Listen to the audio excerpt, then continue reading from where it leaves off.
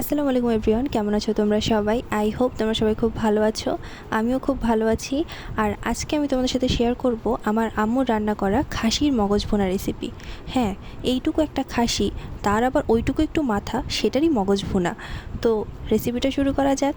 আচ্ছা, তো প্রথমে এখানে ছোট্ট একটা কড়াইয়ে, যেহেতু মগজ ভুনাটা খুবই অল্প একটুই হবে, কেননা মগজটাই খুব ছোট, তাই ছোট্ট একটা কড়াইয়ে অনেকগুলো পেঁয়াজ আম্মু দিয়ে দিয়েছে এবং তার সাথে অনেকটা পরিমাণে তেল দিয়ে দিল, কেননা এই পেঁয়াজটাতেই মূলত বলা যায় যে রান্নাটার স্বাদটা উঠে আসবে। কারণ খাসির মগজটা তো খুব অল্প, তাই পেঁয়াজটা বেশি করে দিতে হয় এবং এতে করেই রান্নার স্বাদটা আরও বেশি হয়। আর সাথে পেঁয়াজটা বেশি দেওয়ার কারণে যে মগজ ভুনা রেসিপিটা হয় আর কি, সেটাও একটু বেশি বেশি হয়। মানে মগজটা অল্প হলেও রেসিপি করে যে যতটুকু হবে তরকারিটা, সেটা অনেকটা বেশিই দেখা যাবে। এখানে পেঁয়াজটা বেশ কিছুক্ষণ ভেজে নেওয়ার পর তার মধ্যে আম্মু দিয়ে দিল অনেকটা মরিচের গুঁড়াটা একটু বেশি করে দিল, কারণ একটু ঝাল ঝাল না হলে এটা খেতে ভালো লাগবে না।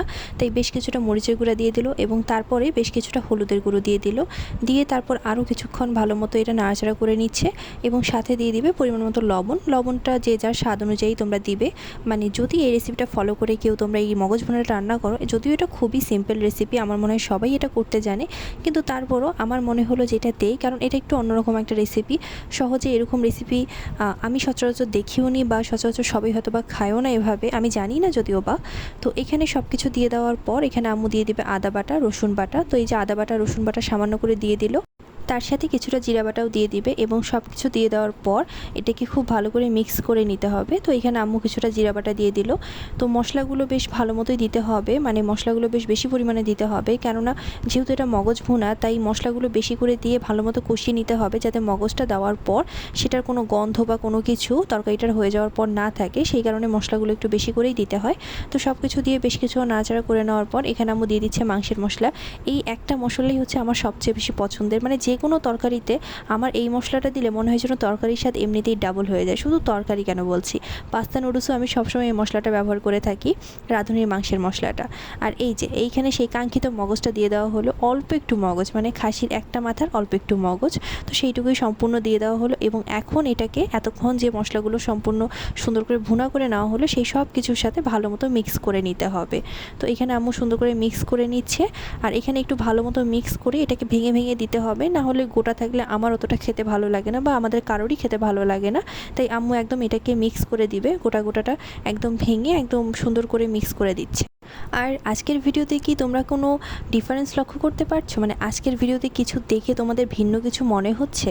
আসলে আজকের ভিডিওতে কিন্তু আমি প্রথমবারের মতো রিং লাইট দিয়ে ভিডিও করছি। মানে আমি জাস্ট এই কিছুদিন হলো রিং লাইট আনিয়েছি, দারাজ থেকে আমি অর্ডার করেছিলাম, তো সেখান থেকে আমি এটা নিয়েছি। আমি প্রথমে ভেবেছিলাম যে আমার চ্যানেলে 1K হয়ে যাওয়ার পর আমি এটা আনবো, কিন্তু এখন আমার মনে হলো যে না, ভিডিও কোয়ালিটিগুলো একদমই অতটা ভালো আসছে না আলোর কারণে। মানে মাঝে মধ্যে আলোটা খুবই কম পড়ে যায়, যেহেতু আমি যেখানে কাজ করি সেখানে একটাই লাইট, তো সেই কারণে ফোনের আলোটা দিয়েও আমার মনে হয় যে আলোটা কম হয়ে যায়। তো সেই কারণে আমি বেশ কিছুদিন ধরে দারাজে দেখছিলাম রিং লাইটগুলো যে কোনটা অর্ডার করা যায়, এবং তারপর একটা অর্ডার করে দিই এবং অর্ডার করার 4 থেকে 5 দিনের মধ্যেই আমি এটা পেয়ে যাই। তো আমার কাছে তো এখন অবধি এটা খুবই কনফিউজিং, মানে আমি এখন অবধি এটা ব্যবহার করাই শিখছি। মানে কিভাবে কি করতে হয়, কিভাবে কোন পজিশনটা ভালো করে ঠিক করে নিতে হয় এবং কিভাবে সব কিছু সেট করতে হয়। সেট করার সময় আমার খুবই অসুবিধা হয়েছে, মানে আমাকে পরে লাস্টে ইউটিউব ভিডিও দেখে এটা সেট করতে হয়েছে। আমি নিজে চেষ্টা করেছিলাম কিন্তু পারিনি। তো যাই হোক, সেসব নিয়ে একটা ভিডিও আমি শেয়ার করব তোমাদের সাথে। তো আমাকে জানিও তোমরা যে আজকের ভিডিওটা কি তোমাদের একটু ভালো মনে হচ্ছে? মানে আজকের ভিডিওটা তো আমি যেভাবে রিং লাইট ইউজ করেছি, আমি জানি না সেটাও ঠিকঠাক মতো আমি ইউজ করতে পেরেছি কিনা, তাই আমি বুঝতেও পারিনি যে এটা ঠিকঠাক মতো ইউজ হয়েছে কিনা। তো তোমরাই বলো যে ডিফারেন্স কি মনে হচ্ছে, নাকি আমাকে আরও কিছু শিখতে হবে রিং লাইট ব্যবহার করা সম্পর্কে। আর এখানে তোমরা দেখতে পেলে যে কিছুক্ষণ আম্মু নাড়াচাড়া করে নেওয়ার পর এখানে বেশ কিছুটা পানি দিয়ে দিল, এবং পানি দিয়েও আরও কিছুক্ষণ নাড়াচাড়া করে নেওয়ার পর যখন অনেকটা হয়ে যাবে, তখন এখানে 2টা দারচিনি এবং 2টা এলাচ দিয়ে দিল। তেজপাতা থাকলে তোমরা তেজপাতাও দিতে পারো, আমাদের বাসায় তেজপাতা ছিল না তাই দেওয়া হয়নি। তো এইগুলো দিয়ে এখন আরেকটু ভালো করে নাড়াচাড়া করে নিচ্ছে আম্মু, এবং আরও কিছুক্ষণ এটা জাল হতে হবে যতক্ষণ না পানিটা শুকিয়ে যাচ্ছে এবং মগজটা প্রায় ভুনা ভুনা হয়ে যাচ্ছে ততক্ষণ। তো তোমরা অবশ্যই আমাকে জানিও যে আজকের ভিডিওটা তোমাদের কেমন লাগলো এবং কিছু ডিফারেন্স মনে হয়েছে কি না। আর আমাকে অবশ্যই তোমাদের যদি কোনো ধারণা থাকে রিং লাইট সম্পর্কে, এটা ব্যবহার সম্পর্কে, কিভাবে কি করতে হয়, আমাকে অবশ্যই একটু কমেন্ট করে জানিও, তাহলে আমার খুব হেল্প হবে। এবং আমি চেষ্টা করছি এটা ভালো মতো ইউজ করে নতুন নতুন এবং ভালো ভালো হলো ভিডিও করার এবং তোমাদের সাথে সেটা শেয়ার করার। চ্যানেলে অনেক দিন পর ভিডিও আসছে, প্লিজ এটা ভালো মতো তোমরা শেয়ার করো, লাইক করো এবং ভালো লাগলে অবশ্যই সেটা কমেন্ট করে জানিও।